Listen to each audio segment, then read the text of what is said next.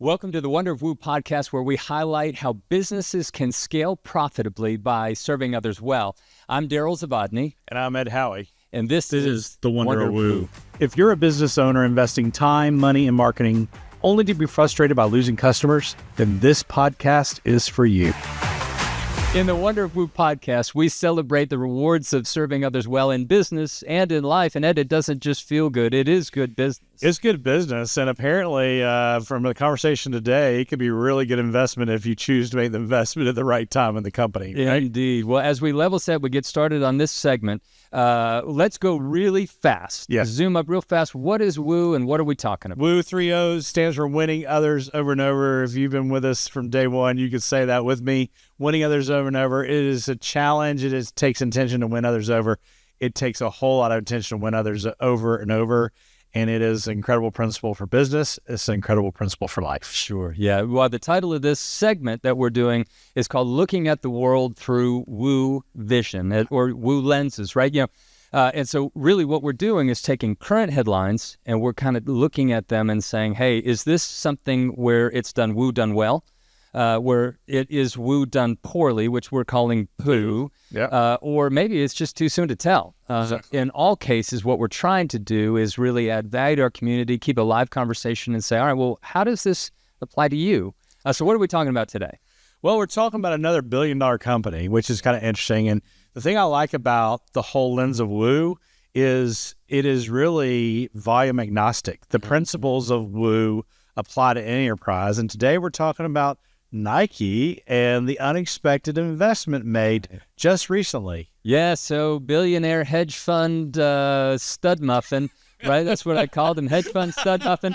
I made him say that. He said that in rehearsal, and I'm like, okay, dude, nope, you got to say that. Well, stud muffin Bill Ackman. And Bill, if you're listening, evidently you're a stud muffin. But Bill has bought 3 million shares of stock of none other than Nike. Nike. And so now Ed and I are fans of Nike and Jordan Brand. And why is that, Darryl? well, Carolina Tar Heels. Go Tar Heels. To love Jordan Brand. That's exactly right. So the issue is Bill Ackman is a longtime hedge fund investor and actually has a history. We've talked about this in the past that, boy, if you want to look at somebody's future performance, best thing you can do is look at their past. Right? So Bill Ackman's history is one of an activist investor, to where he's come in and he said, I'm going to get busy moving things around. Well, and it also appears that part of his game plan is identifying companies like Chipotle, companies like Burger King, as I understand it, who are darling brands who have lost the luster and shine,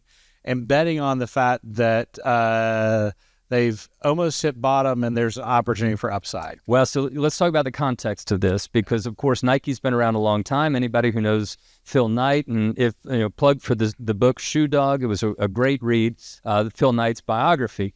But if you know that story, it's been a brand that kind of started, kind of rough and tumble, Portland, Oregon, trying to figure it out. Entrepreneurial, very, watch the movie. Just incredibly scrappiness as far as saying, okay, that I can have a product that is actually technically superior, but that it can have a personality, it can have an emotion.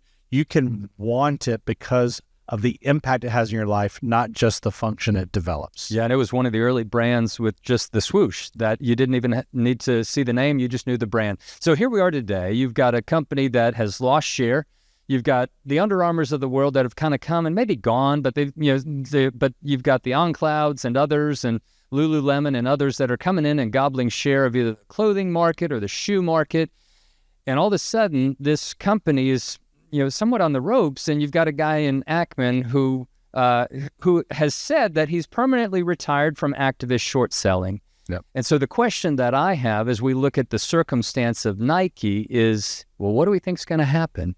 And so, Ed, as a prognosticator, where are we betting on this thing? Well, so with Nike, and I am not a stock analyst. This is not CNBC, okay? This is really looking at it more from the lens of WOOO, which is the lens of the customer. Sure. It's the lens of the team. It's the lens of the brand, heart, and enterprise, okay? So if the formula for being a WOOO brand is to be well orchestrated, well operationalized, and well optimized. Let's kind of break it down that way. Nike is a brand. Do they know what the customers want? I think historically Nike has known what the customers want, and they have expanded their product line.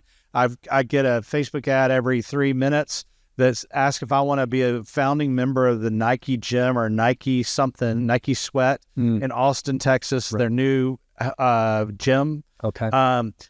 I haven't gotten that email. Okay, so sorry. I guess they're not targeting you right, and you actually live there. So well orchestrated, well operationalized. Are they able to actually execute on where, how, and what the customer wants? I think that's where Nike's have been struggling the last couple of years. Right. I mean, they're a global brand. I mean, their market share, China. I mean, just it is an enterprise that I can not even imagine. Right. Orchestrated, operationalized, but optimized. Are they able to do what they must do over and over again efficiently and profitably? And I think the challenge has been two things on a macro level. One is not only the volatility of the world market and what it's done not only to retail sales but supply chain. Sure.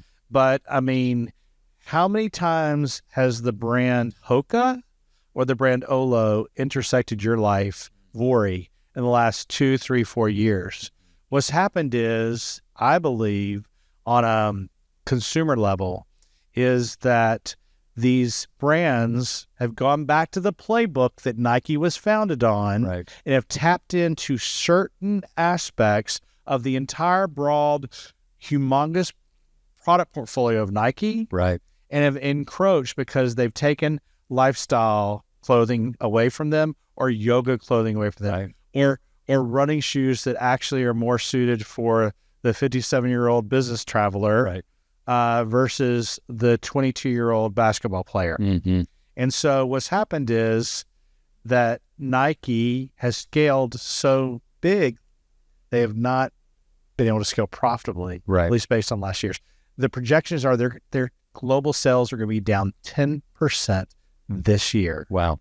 Well, and you know, if I'm hedge fund stud Bill Ackman, I'm thinking that's a great buy.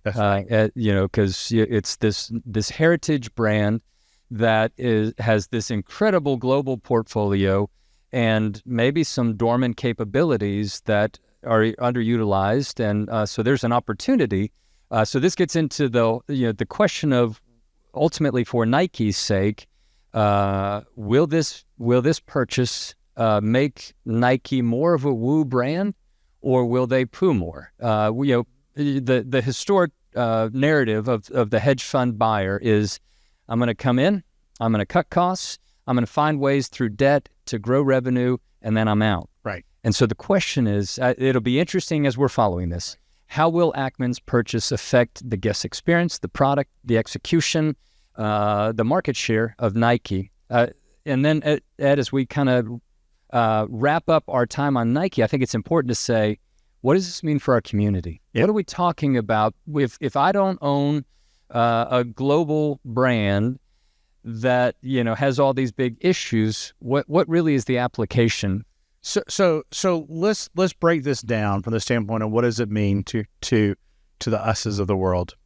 Well, let's go back to us as customers. How many Nike items do you believe are in your home right now?